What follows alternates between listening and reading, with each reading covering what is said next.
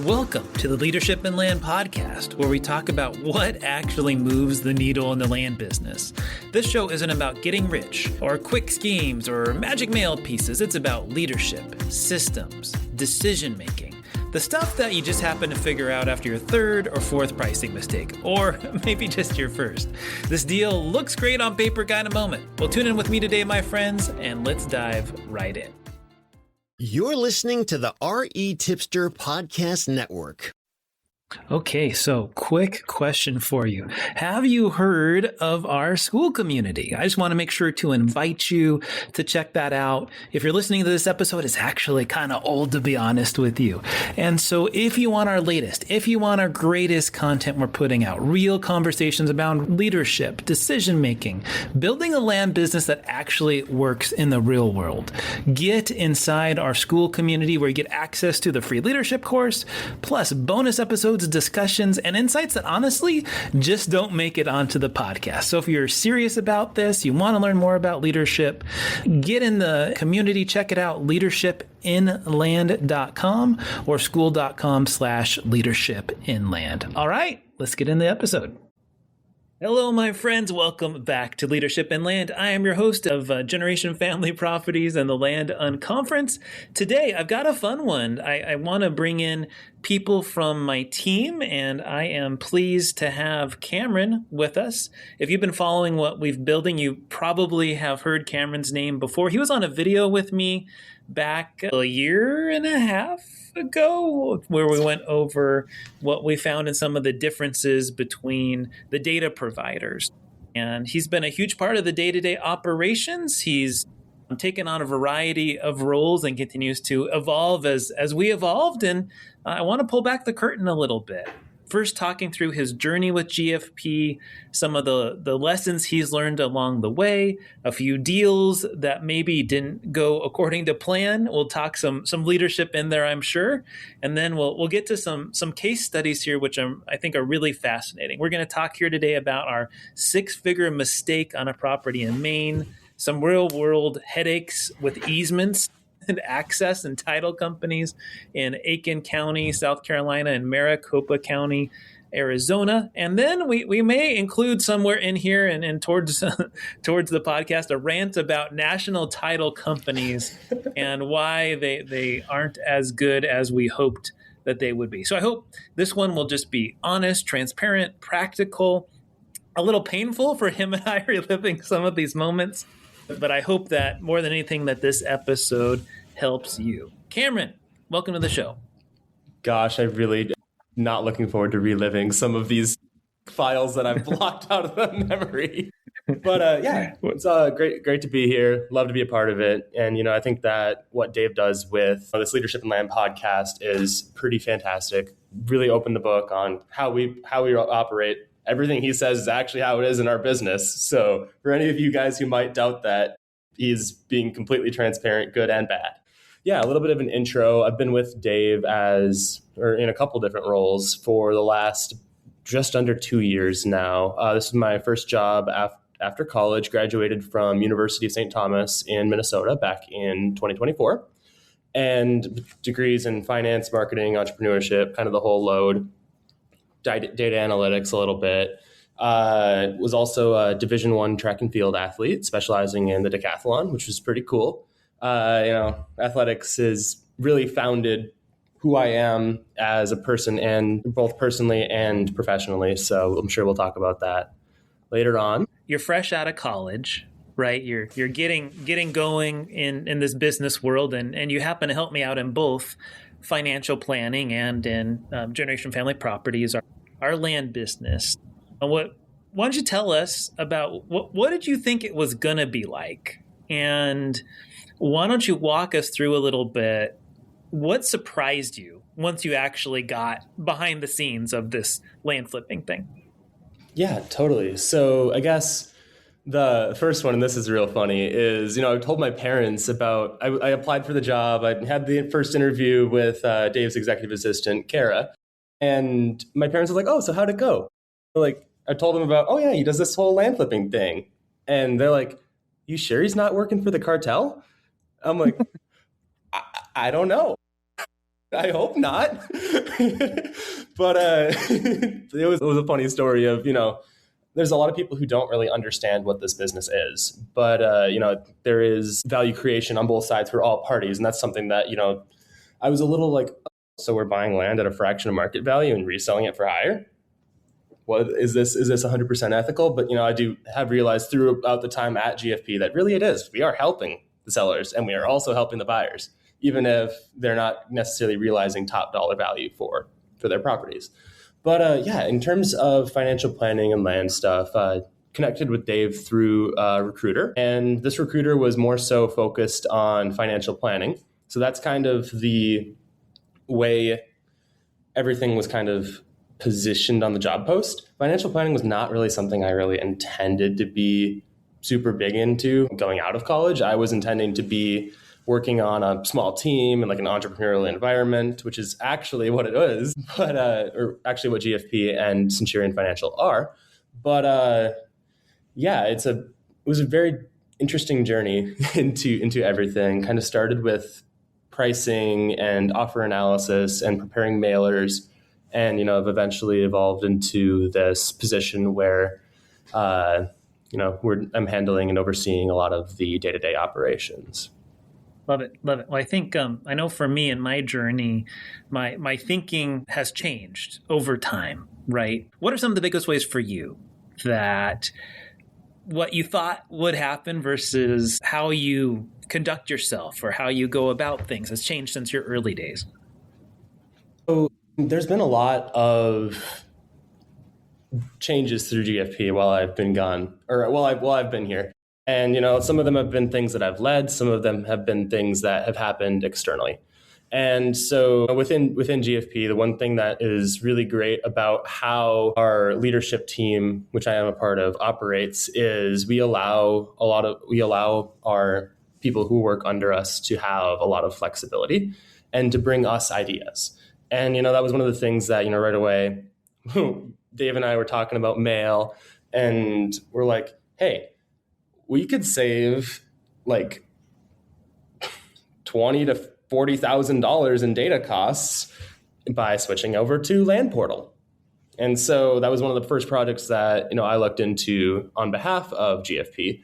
It's one of those things where we were like, hey, this is a change that we can make in our business that would make it so that, we can go from here to here, be able to go from sending 20,000 mailers a month to, at one point we were sending 60. And that never would have been possible on the old formats of how the processes were working. Personally, I think there's been a lot of growth for me since joining GFP, mainly in terms of leadership. As somebody who's fresh out of college, I'd led through sports, the whole lead by example. I'd been a captain on multiple sports teams over the years. And, it's hey, you show up every day, you do your stuff, and you contribute back to the team by scoring points in a track meet, right? And, I think that a lot of those skills of how to be successful as an athlete and how to be part of a team as an athlete really do transfer over into the business world as well. It's just figuring out how to apply those things in a slightly different manner. And so I guess in the business world, it's really, hey, contributing to the team in athletics is easy because you go out there and you run your times. But in the business world, it's like, hey, we got to go out there and hit this KPI. And this KPI might be based on a bunch of different things that are slightly in my control, slightly out of my control. Versus, athletics is very much more in your control, especially in an individual sport. So it's a really interesting balance. But, in terms of personal growth, I think that I've, learned a lot of lessons the hard way. And, that's a really great thing because now there's some mistakes, and the mistakes that I'll show you today that we are never going to make again under my watch. Yeah, I think that kind of sums that up. Love it. Why don't you talk, certainly here in this podcast, we talk about leadership and whatnot. And you mentioned, a couple of lessons for you personally. You kind of interned for different companies and, you had some exposure there. Obviously, this being your first, job out of college is different. But I think it'd be interesting for people to hear from the inside, which, let's be transparent, and honest about what you've experienced. Like, how would you describe our business in terms of leadership? Like, what do we do well? What are things that we could be better at? Whether it's myself or just in general, the team. Yeah, and that's a tricky one, because a lot of leadership things are driven by seeing examples of what other people are doing. And it's kind of hard, because you're so close to a business that you're operating, to be able to kind of pick out a lot of what you do well versus what aren't you doing well, because you're just too close a lot of the times, which is why a lot of people bring in business consultants and all of that. But, I think that what GFP does really well, and Dave through his leadership and me through my leadership to my teams, we try to, we work on building trust. And that is such an important part in being able to lead a team.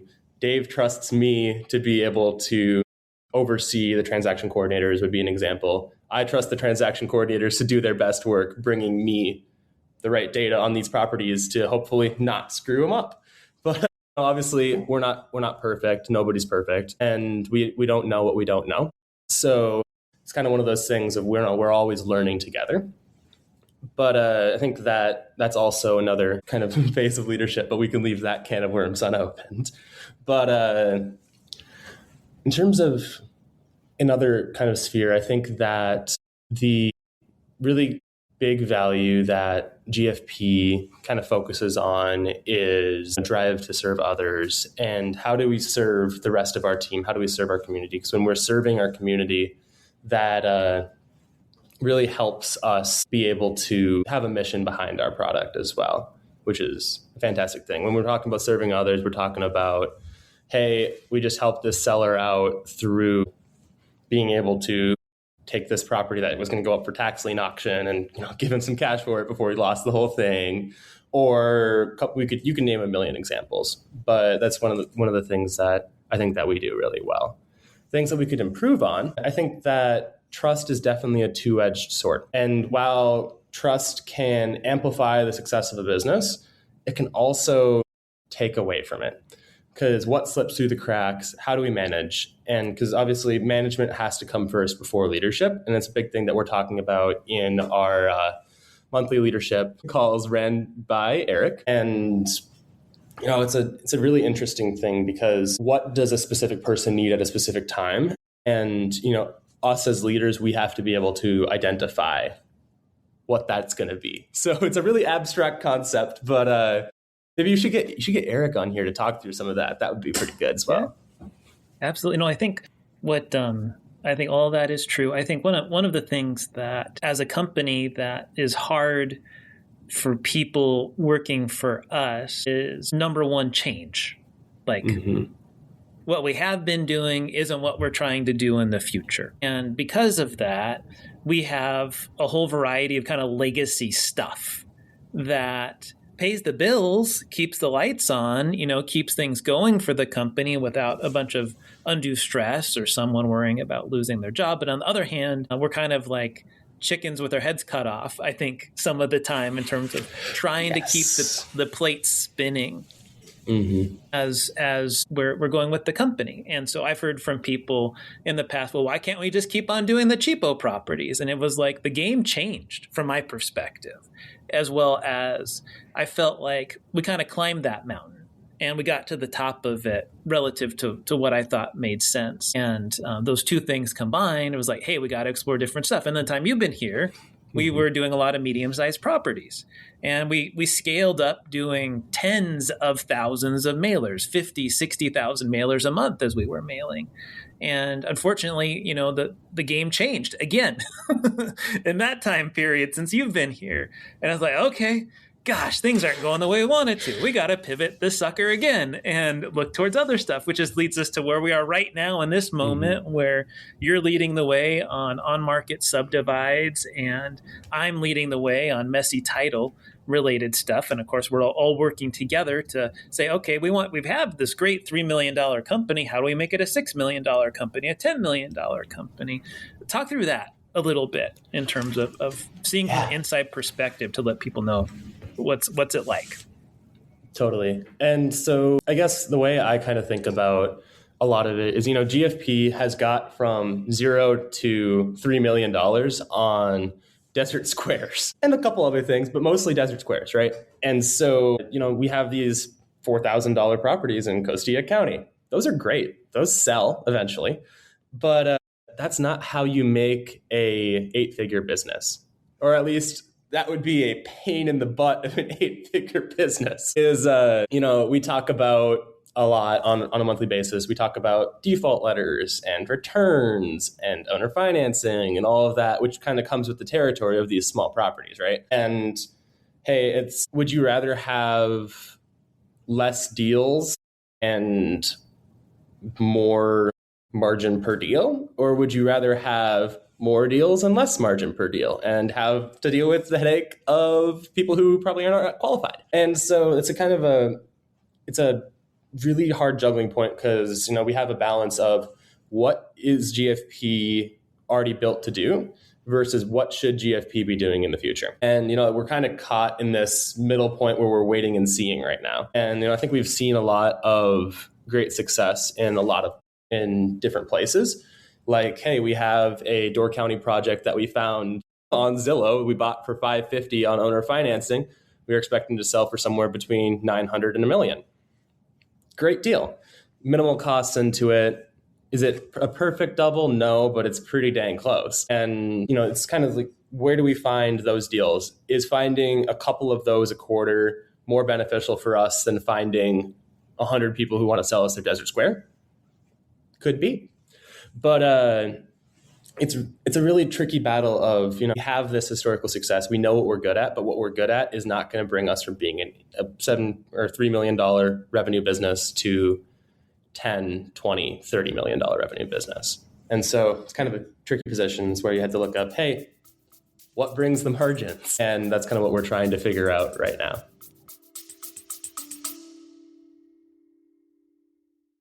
Writing and sending purchase agreements doesn't have to take all day. With Stride CRM, you can generate a full contract with one click, send it to the seller, and track every step until it's digitally signed. No more switching between DocuSign and Google Drive and email. Stride keeps everything digital, fast, and organized in one place. Visit stridecrm.co and start watching your business improve today. Yeah, love it. Love it. I think that's all great context for people to understand some of what we're going to talk about next, which certainly we have a lot of things that go well. We've last year we sold a property we had for about a year. We had bought it for $60,000 in Fulton County, Georgia. We sold it for like $200 and something thousand. We had bought a property in Door County, Wisconsin that we had bought for $80,000 and sold for $210,000 or something like that in the past. We had good success last year in acquiring properties on PPC. Well, mailers were kind of tough. So there's plenty of great wins that we have had. Lots and lots of owner financing. I think we have around 350 to 400 notes that we currently have. We had as high as like 500 at one point, but we've come down a little bit. And we have larger notes now on average, I'd say, than we did before. So all those are good things and good wins. But along the way, we have plenty of mistakes, and everything we're about to talk about is in the last 6 months to a year. So these are all very recent and painful. So I want to talk a little bit first about this one that you were highly, highly involved in, which is this property in Maine. So let's talk about it. It was let's talk a little bit about just the acquisition a little bit. Where this one I think was PPC, wasn't it, Cameron? If I remember. Yep, this was a PPC property. So the seller of this property, this was a really sticky situation because there was a deceased ex-husband and who was on title. So the property was owned tenants in common between an ex-wife and a widow. And these people did not get along for obvious reasons. And so throughout the whole negotiation process, we were talking about, hey, maybe we just we pay for a survey, we get this thing split, we buy half of it. And then we ended up actually being able to get in contact with the widow. And now we're on the trying to buy the whole thing. And, it was a really tricky spot. This is in Warren, Maine, which is just royal crap show of GIS and recorders and zoning and, all of that. Nothing happens in a way that makes any sense, but that's... Why don't you show the property real quick so people can see the GIS map. So Cameron's going to bring up the GIS map here. We'll try and talk through it. Obviously, this is one part which would be good for you to watch. So make sure if you're listening to this on audio, you might want to check it out on Skool, where we have that. So this is what the property looks like on Land ID. Why don't you describe it a little bit? And so you can see this property here. It has this creek running through the middle of it, has like 9 acres up here on the north part, and then roughly 23 on the south part, according to the GIS map that is provided by the county. This matches up right with Knox County as well. And so, this property has a little bit of wetlands right here on this little stem, which is around this area where this house was subdivided off. And then there was allegedly supposed to be a little branch of land that goes all the way back to get to this deep part of this 23-acre parcel. And, our original idea was, hey, let's just split this thing on the creek and we can force some appreciation that way. And so that was the original plan that we'd gone into. We'd contracted a surveyor, which this was the most expensive boundary survey that we've ever paid for at $7,000. But that's kind of a super quick version click on of the overview. So this property. You can, if you look here on Land ID, 29 total acres, acres. It says 29. When you look on the boundary that Cameron had, it was 32. So we had a difference in the acreage size. Mm-hmm. And dealing with these two ladies, there was like so much being stalled on this. Like the survey was ordered and it wasn't done. The title company was having to dig up stuff, and I think there were various things they had to sign along the way. And so they were getting more and more impatient, and one was kind of wanting to get more money than the other. And there was a lot of questions of, is this deal going to get killed? Not because of due diligence. We had it perk tested, right, Cameron? And the perk test came back fine. No, the perk test was fantastic. And so we're like, okay, this looks good, right? And so we're like, the survey was ordered in August, September? And we got it back a month ago. So March of 2026. So literally 6 months later. We ended up saying screw it and bought it, I believe, in October, if I remember correctly off the top of my head. It was like September, October-ish. We did buy it. It took a while, but it did get done. So then we're go ahead and start marketing it. And then what happened? So we started marketing this one, and our sales lady, Christy, she got a call from the neighbor. And the neighbor says, "Why are you marketing my property?" And we're like, we're not. Here's our deed, all of that stuff. And, meantime, we still don't have a survey back. The surveyors are, digging through county records, trying to make all this stuff line up, figure out what we actually own versus what we don't. And it turns out this is what our property looks like. It's not 29 acres. It's 21.2. And you can see here's the creek, nothing up north of the creek. And so this is a whole meets and bounds survey where we ended up having significantly less than what we thought. So actually, what we ended up owning looks more like this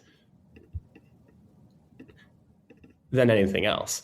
And this is the tricky thing because, this little portion where there is this legal access here is in what's called shoreland zoning in this property.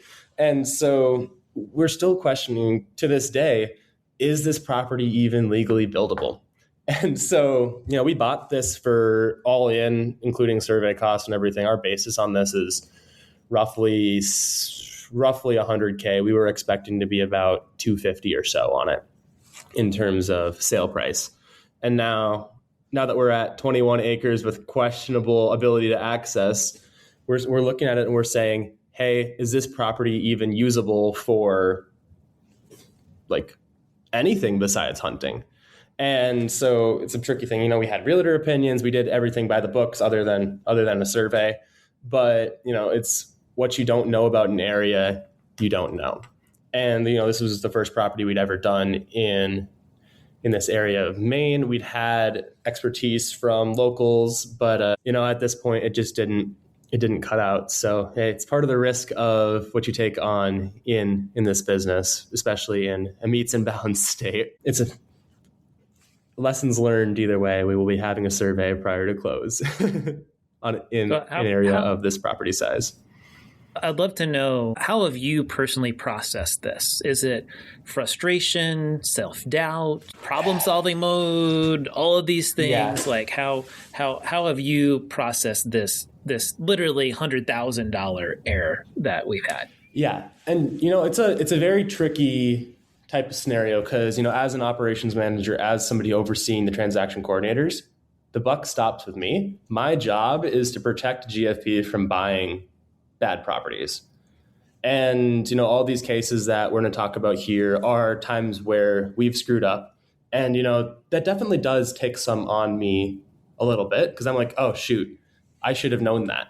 But I wouldn't have had any way to know that. So it's kind of a tricky thing. But, at the end of the day, yeah, you say that sucks. But, our goal in these situations is to be able to minimize the damage and be able to walk away and not make this mistake again. And so, I think while we've made these mistakes, we're probably going to lose money on this property when it eventually sells.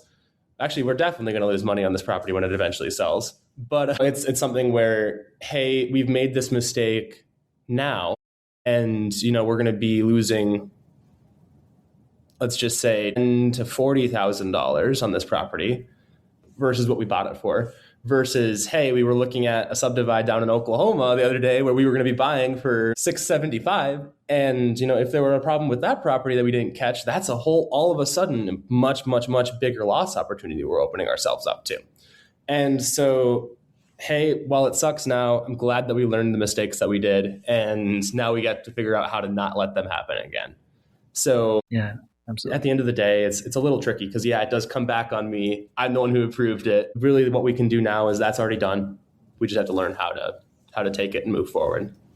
So what do you think that looks like? Like, what do you take away that's like, okay, we are going to do this differently in due diligence or our buying process or whatever?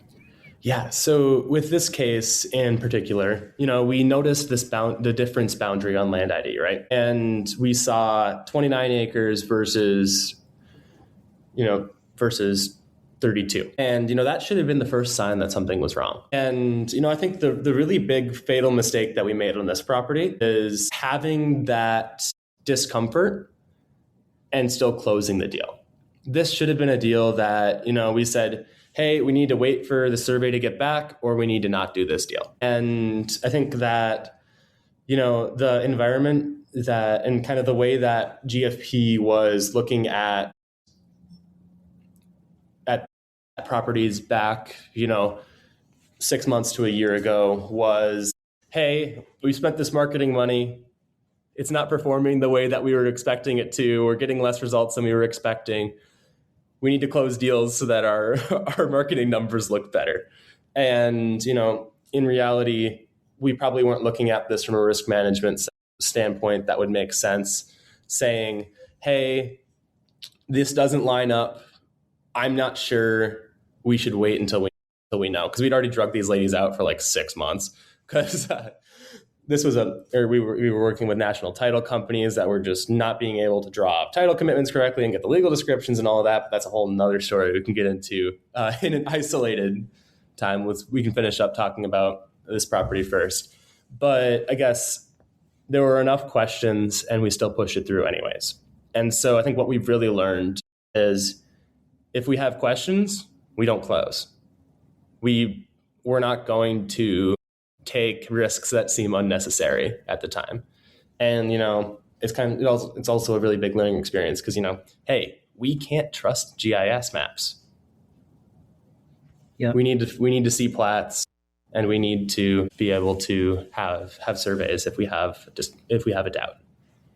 Well, I think it's such a fine line, right, between risk mitigation versus, in order to be in business, you have to take some degree of risk, right? And so it's balancing those two things. And in this environment right now, it seems like the risk mitigation is a bigger issue just because the market ain't moving like it used to. And something like this might have already sold 4 years ago for like way more profit than it will, losing money now. It's just the environment that we're having to navigate right now. Now, one of the things that I've talked about for years among the team is, hey, got to have access to our properties, legal and physical access.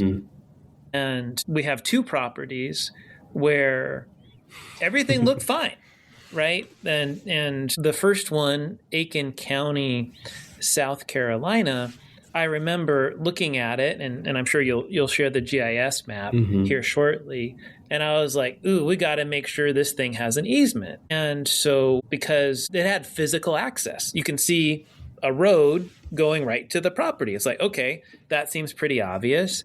That looks fine. There was even evidence someone had been on the property in like an RV or something. So there's good reason to think, okay, this seems to be a good property. Cameron has the property up now. So this was one we didn't do through a national title company. This was a local title company in South Carolina. So why don't you walk us through this one a little bit, Cameron, and take it from there. Yeah, no, I've got a bunch of lines on this one drawn. But basically, this property here has a 911 address, 1327 Charlie's Loop, which is this road right here. What ended up happening with this property in particular is in South Carolina, there's a funky law where if you own the property that has an easement drawn back to it, and you own a property the easement's going through, it nullifies that easement. Our title company did not catch up on that the ownership was at one point the same. And so therefore it's nullified the legal access for all of these properties back here. And we bought this property had title insurance, all of that stuff. As you know, title insurance does insure legal and marketable title, which includes legal access. And so, this one has a physical road to it, named road on Land ID, named road on Google Maps, a 911 address. But we had this property in closing with, I think, 2 or 3 different closing attorneys. And every single one of them said, hey guys, there's no legal access here. And we're like, on the sell side. On the sell side. And we're like, what are you talking about? There's a 911 address for the property. There's the road has a name right to it. It's physically there. It's been used for a long time. This property used to have a mobile home on it, but now there's no legal access. That doesn't make any sense. And so now we've been in a back and forth with the heirs of this Randy Simmons down here, trying to reestablish legal access through Charlie's Loop Road here. That's when our title company originally, go for it, Dave. So I can say with the attorneys / title company, they have been very difficult to work with. And this was back in January. So we are 3 months later, because we had it under contract not once, not twice, but now 3 times to sell, right? This is number 4, actually. Number 4. It's so we clearly have demand for this property, right? And so it's we have margin on this. We would make good money by selling this property. We have an equity partner on this property that we want to treat well. So everything points to, hey, this should be workable. And so we first, the title company in September, when we first had it under contract to sell, which would have been like a 2-month turn, which would have been awesome, said, oh yeah, no, it has the legal access. And so we go and say, okay, prove it to us. And they don't ever like get back to it. It's like, oh, don't worry about it. There's legal access. And at that point, that is when we should have pressed it. Because we should have said, show us proof, keep working on it to resolve it. But then we got it under contract again in January or something. And the same thing happens yet again. And so we started really pressing them after that time. And they didn't want to reveal to us, as they had done some error research or whatever, they didn't want to give us phone numbers, names, addresses, squat. They didn't want to give us anything. I was like, hey, let's work as a team and get this done together. And so that was really frustrating for me, in that, why do you not want our help? Like we are in this together. And so finally, about a month ago, maybe 6 weeks ago, here we are in early April, they finally opened the kimono and kind of showed us some stuff. And they hadn't sent out a letter for that first month. And so here we are now. We have it under contract yet again, trying to sell it. And the person is willing to go through our title company, which the first two weren't willing to do, in order to ensure the access. So we're trying to solve it. Why don't you tell people, Cameron, how we're trying to solve this problem right now, which is a current time issue where we're trying to get this done? Yeah, no, this one's a fresh cut. But basically, what we're trying to do here to solve this issue is we have a list of 5 heirs, and we need to get in contact with these people through any means necessary to be able to get there. Skip trace has not worked, but we have 5 physical addresses, and so we looked into 2 options to get information to these people. Say, hey, please call us.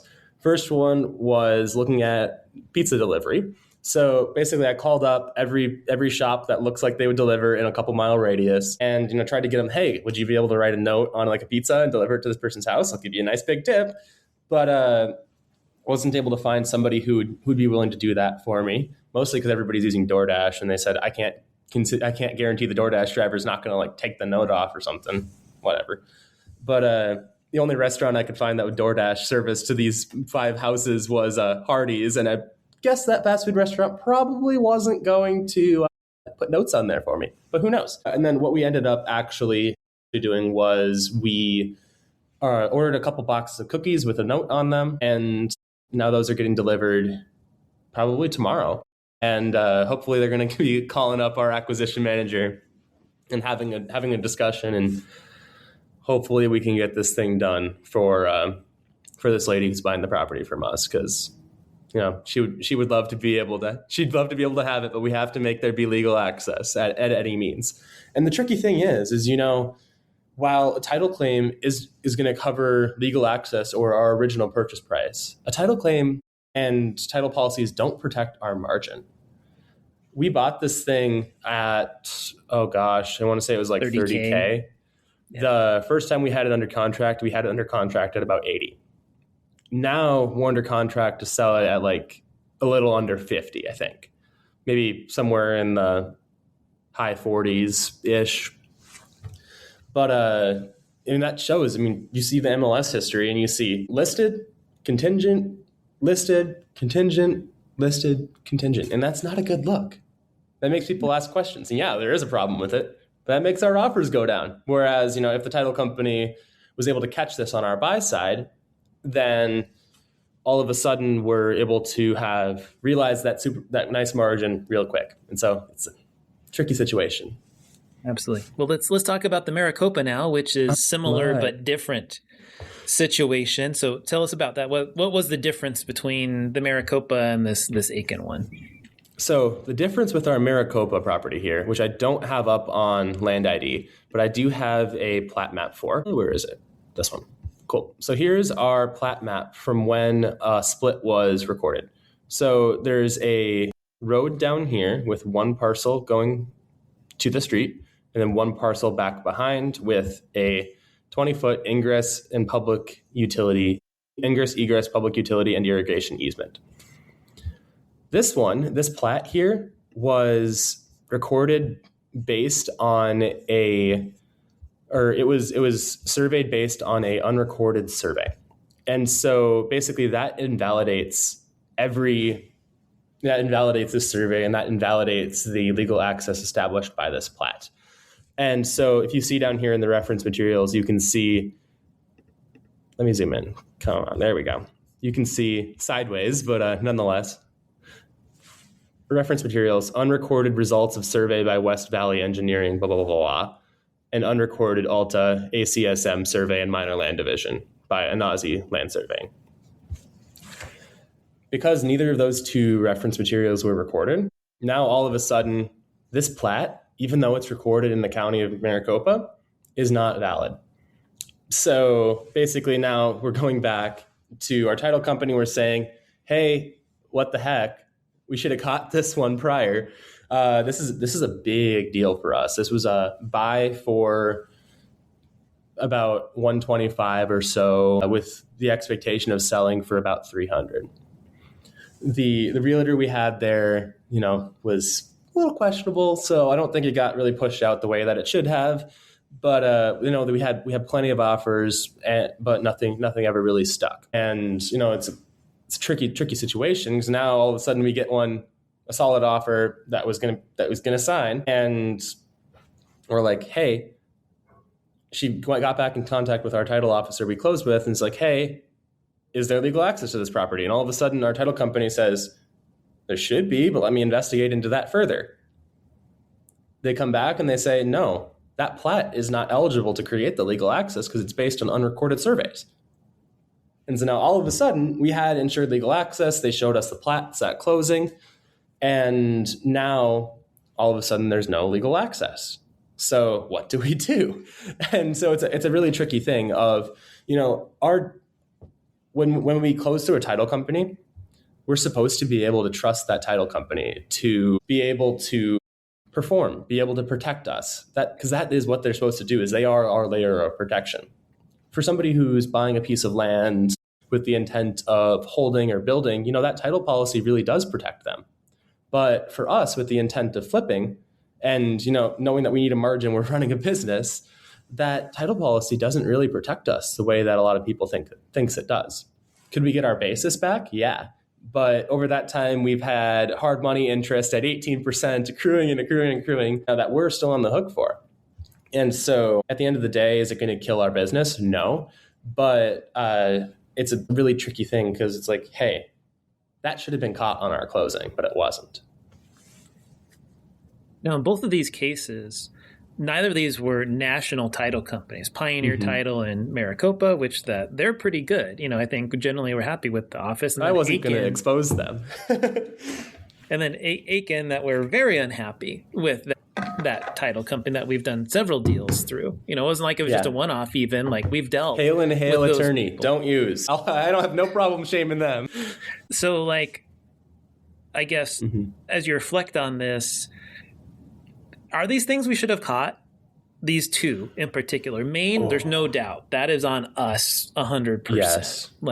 Reflect on these two a little bit. Is it just something that's like, hey, this just happened, it's totally random, and we just happen to get two within a 6-month time period?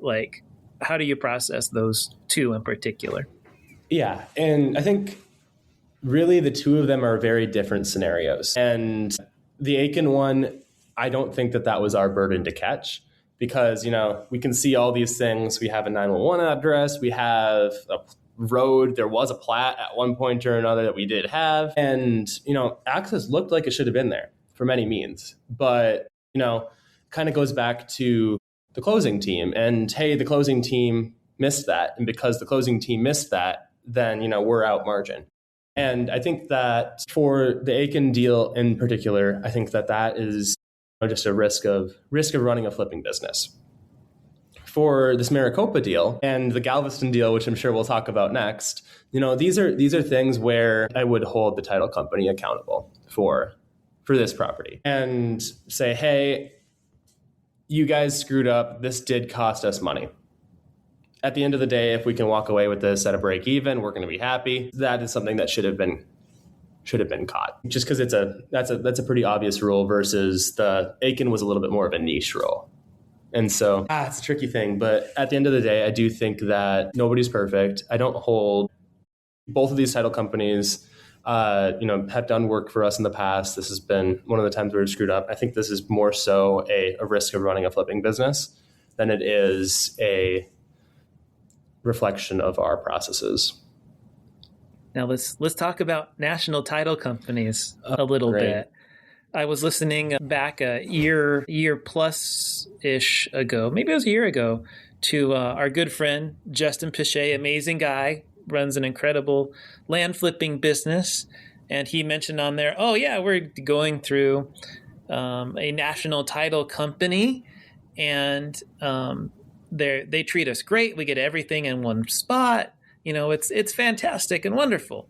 So I say, Cameron, you're managing the TC department now. Why don't you go look into this and see what you can find out, and talk to them and talk to a couple other national title companies. And you let me know who you think we should work with, because you thought, oh, this seems like a good idea. This will make my life so much easier. Tell us what happened after that point. Oh my God. There's scars from this one too. But no, so I guess first, I reached out to Justin. I'm like, hey, Justin, what title company are you using? Just out of curiosity. I want to talk with them. And so, I ended up chatting with this title company, and everything seemed great. We opened up a file with them right away. We got a title commitment back in like 48 business hours. I was super happy. I'm like, oh, this is going to be great. Awesome. And, we closed a deal with them pretty quickly right out the gate. But they were Texas based. This first property we closed with them also happened to be in Texas. And so maybe that was the reason why it went so well. It's because it was the area they know. But kind of as we got further into things, we realized that maybe they don't know some of these other areas that they say they do, to the point that they think. And, it's tricky because the idea of having a single point of contact for an escrow officer is great.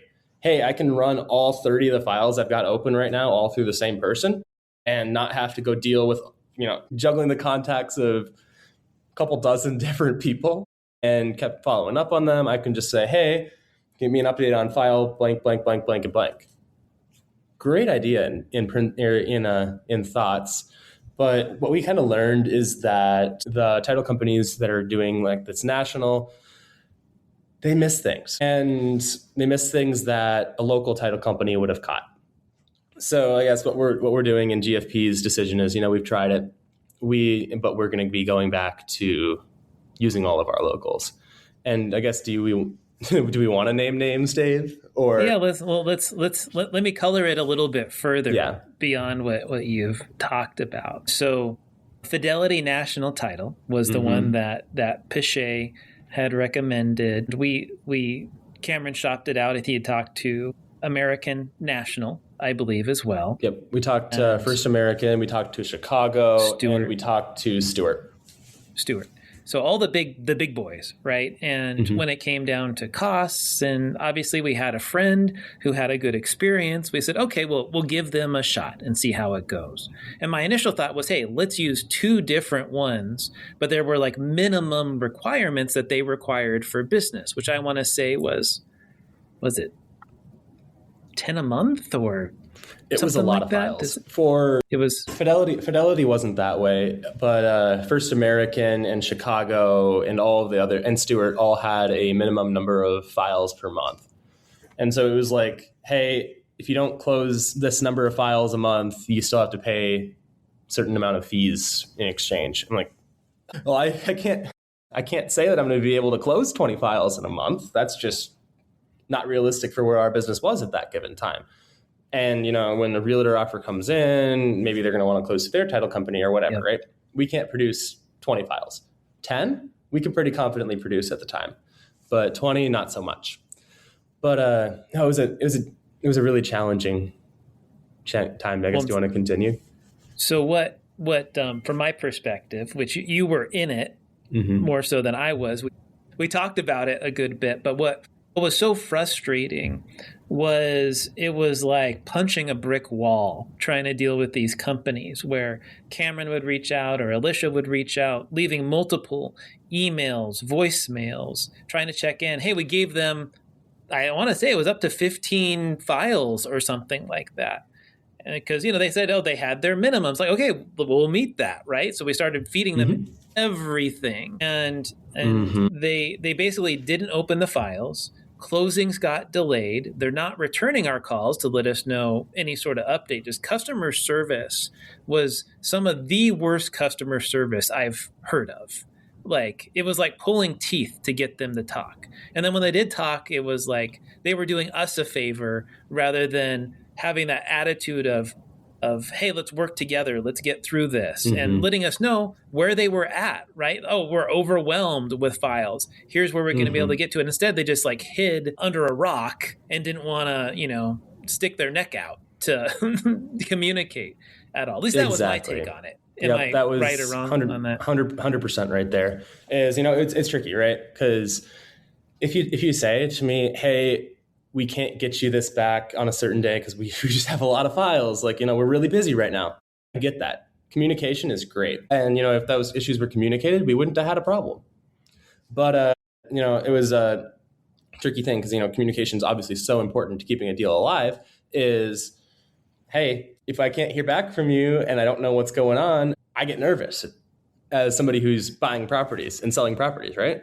Is I need to know what's going on. I need to know, hey, are we going to close on this day? Hey, I need to hear back from you about X requirement on a title commitment or whatever it is, right? And so, it got to the point where, we ended up having to sever ties on a really short window. We basically, they said, hey, we're not doing any more work for you guys. You ask us too many questions, was how I read it in between the lines. I'm like, okay, whatever. But so then I went back to one of the other national title companies. I'm like, hey, I'm really in a crunch. I have 15 files that in all these different states that really just need to be opened up and closed. And can you help me? And they're like, oh, heck yeah, we can. We can help you. They get all the files opened. I try to follow up. Silence. And this was First American's National Commercial Services team now. And, just the tricky thing is now you hear about, you get title commitments back. I'm like, hey, that's just not the right legal description. Like, that's not what was on the purchase agreement. What's going on here, guys? Or something like, oh, we've never been able to get in contact with this seller. The seller's like, they've never called me. Like that type of stuff, right? And just not the customer service that we try to give off as a company or we would expect to receive from a client that we're working with. And so, and then on top of that, they were charging like another $1,000-ish for the pleasure of doing the title work through them. So it was no longer $1,500 to $2,000. Now we're pushing $3,000 on every single transaction, and it's like, what the heck is wrong with you people? Like, which was not what we negotiated, to add. And so, when I talked with them, I'm like, hey, I need to have, limited runway. These are cheap properties. We need like a max of like $2,000 of title costs total. And they're like, okay, yeah, we can do that. Not a problem. They said, yeah, we had that in writing. And then we got title commitments back that had closing costs at, okay, $5,000, $6,000. I'm like, huh? That's just not what we agreed on. Hey, I was told this by blah, blah, blah, and here's the email proof. Oh, I never heard that. I can't do that. Let me go talk to my manager. Manager comes back, well, I know we said that, but we can't actually do that, but I can give you $3,000 instead for this file in particular, and then we can figure it out for the rest of them. I'm like, no, I can't do that. I can go to a local and get charged $1,500 max. But no, it's a really, really tricky thing because it's like, yeah, I so wanted it to work. We go from Fidelity National to American National to now presidential, which was, I think it'd be fair to say it was a better experience than the prior two, but still had an awful lot of some similarities. Like getting a hold of people was just like a royal pain in the butt. They didn't. I felt like they didn't drop the ball necessarily in some of the same ways of just not even opening up files that the other people did. Clearly, they did some work on it. So I'll give them kudos for some stuff. But then the customer service, yet again, in terms of responsiveness, like we have a rule around here. You try as best as you possibly can to get back to someone within 1 business day. And yes, we slip up every so often, but that is the company protocol. Don't wait. Be proactive. You know, you don't want pissed off people because you end up getting horrible online reviews and get blasted, like in podcasts like this, because you suck for not even trying, right? So I'll give them some kudos, but even them, Cameron, you want to talk through some of the issues with presidential? Yeah, totally. So we made this move to presidential and we're like, okay, I just did these other 2. I've learned my lesson. I'm going to open up like 2 files and just see how it goes. Pretty low stakes files. They'd be deals that if they disappeared off the face of the earth, that'd be fine. Whatever. But basically, the tricky thing with presidential is there's no accountability for a file. It's all handled in like a team. And so you don't know who's responsible for your file. You can't call them up on the phone. They don't have a phone number that goes directly to the person you need to talk to. And so it had become really challenging for us because we're like, hey, if you're not responding to our emails, how do we get in contact with you? How do we know if things are working? And then, the whole problem also came across with, hey, you guys are missing things in a title commitment. Like we had a property in Ohio that probably didn't or doesn't have legal access, but technically you can get a road permit to it, but that should have been identified in closing, but it wasn't. And so, it's a really tricky thing. We had these insurances, we had everything. We had documents getting missed on county scrubs that we didn't know about. Like, hey, if you can't find it, how are we supposed to know it's there? And so it's really just kind of a sloppy process all across the board. Which now on the sell side, every time a file gets open and that was done by one of these things, there's cringing going on of like, oh crap. Oh my God. There's another problem coming. Almost every single time they miss something that another title company catches that is more local or whatever that then we have to fix, which again, you've seen by our podcast today, they aren't perfect either, but it's less of an issue. They seem to catch more of them. Any final thoughts on that? Exactly. As we wrap up this portion. Well, right now we have a property in Lexington County where there was a quitclaim deed that should have been filed by 2 owners ago because they misdid a legal description or whatever. And that wasn't caught when the person bought the property because they bought it at a tax lien auction. And so it kind of came down to that. Now we have this in closing. We're like, thank goodness the guy is willing to sign a quitclaim deed. We were able to get in contact with them because if not, we wouldn't be able to offer this person insurable title. So really tricky set. Even though we have title insurance, all of that, this quitclaim deed that was missed like a couple transactions ago, you can't hold us accountable for being able to find that and know that. That's the title company's job, not ours. But it's a tricky scenario. What do you do? It is. Well, I think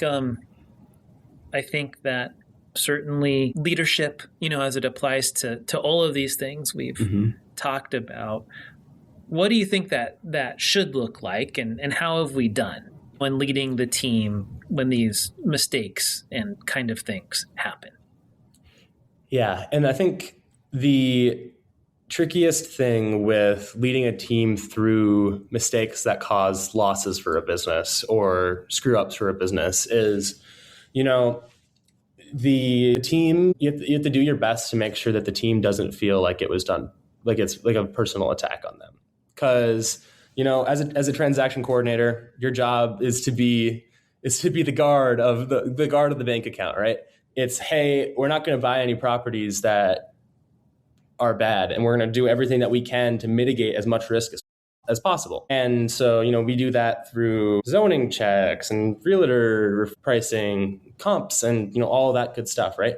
But at the end of the day, there are things that our team is not capable of doing because we are not title abstractors.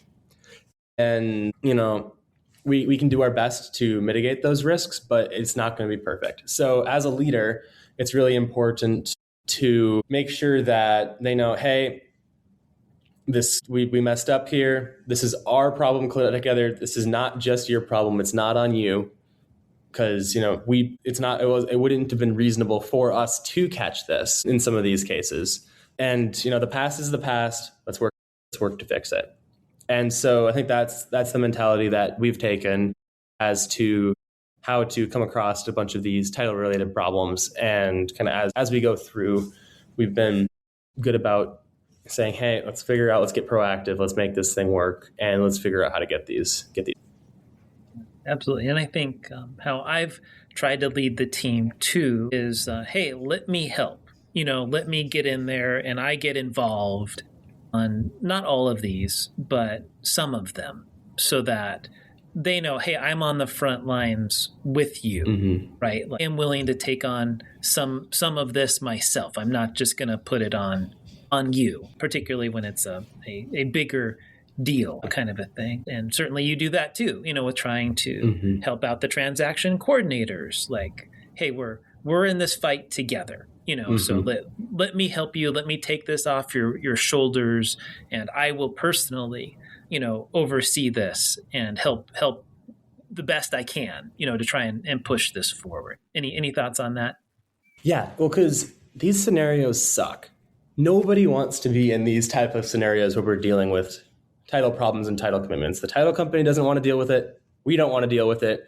And, it's a fine line of, hey, we need to be able to resolve this and part as friends. And, I think that's kind of one of the tricky things is, as a transaction coordinator, you're not the type of person who's very good at dealing with confrontation, but that's what has to happen in a case like this. So that's when I think it's especially important for somebody who's in their oversight position, whether that be me or Dave, to really step in, kind of help take the reins, because, we want them to try. We want them to try and do their best. But at the end of the day, we also need to keep these people happy. And we need to be able to keep our team culture good. If somebody resents me for making them go and talk to a title company and be confrontational, and that's not something that they're good at or comfortable doing, that's a problem on me, and I've lost as a leader. And so it's a tricky catch-22 of what needs to happen. So, these various issues, some of them are being handled by me as the direct supervisor. Some of them are being handled by Dave as the CEO. And, it's a crappy situation. Nobody wants to be in it, but we're in it. So we got to figure out how to get out of it. Well, as the leaders, I think that what we bring to it is creativity, right? Like, okay, let's try and think outside the box and find ways to reach people, which is why, I came up with, let's try the pizza and cookies thing with these people to try and reach out to them, which then I assign to Cameron, hey, can you go look into this and try and get that done, right? So that's some of the ways as leaders that thinking outside the box, that someone that is more on the front lines, that's not necessarily what they are great at or their skill set. I do think, too, that sometimes we have to push people as well to be like, hey, you might be uncomfortable with this, but I believe in you and I think you can do it. Go for it. Let us know what you find out, right? And then as best as you can, coach them through it and figure out what they're capable of. And I think that's part of being a leader, too, is sometimes forcing people to do things that they may not like to do, but trying to encourage them to work towards that, which obviously you don't want to do that all the time, which is why it's important to take things on yourself too. So I think the combination of the two is the good sweet spot. Any final thoughts on that, Cameron? No, I think that makes a lot of sense. Well, because the tricky thing is, as a leader, obviously we are trying to grow the people under us, but at the same time we're also trying to protect them. So there has to be a balance of both, right? And you don't want to put your transaction coordinator to the coals trying to fight against a title company all the time, because if you have that, then And, we're expecting them to be able to resolve that. That might not just be something that goes well. And now all of a sudden they're burnt out and they're gone. So there's a time and place for both. What we encourage is that our subordinates always try first. And then, if there's no success at first, then we have to step in a little bit and try to take on the reins. Absolutely. Any final thoughts as you think about leadership, as you think about these title issues, your role? Any final thoughts you want to share with everybody? Gosh, I think we've talked about a lot of things today, but I think the big overarching kind of story that we've heard through everything is, continually pursuing growth, right? And that is the most important thing for somebody who's young like me, working in a business, trying to grow their way up. Started off of hey, I just graduated college, and I'm in this position where I don't have any real world work experience. I have like an internship, but that's not really the same. And it's what don't I know? How do I learn it? Who do I learn it from? And those are the questions that you have to be able to answer for yourself and then eventually implement. And so we talk about continually pursuing growth in terms of, not only business practices, learning about land, but we talk about how do we grow the business? How do we implement AI? How do we find on-market opportunities for subdivides or entitlement projects or whatever, right? And, that's really the most important thing for somebody who is young and early into their career. And as a leader of somebody who's young and early into their career, I think that the most important thing taking away from, Dave and I and kind of how we've grown over the last 2 years is to allow for that and say, hey, I know you're learning, but go figure this out. Go figure this out and come back to me. Let me know what you find. Instead of, saying, hey, here's this super well built out process, implement it. And so there's a time and a place for both, but continually working on encouraging a team to pursue growth is overall, I think, probably one of the most important position or responsibility or tasks, objectives for coaching somebody who's young.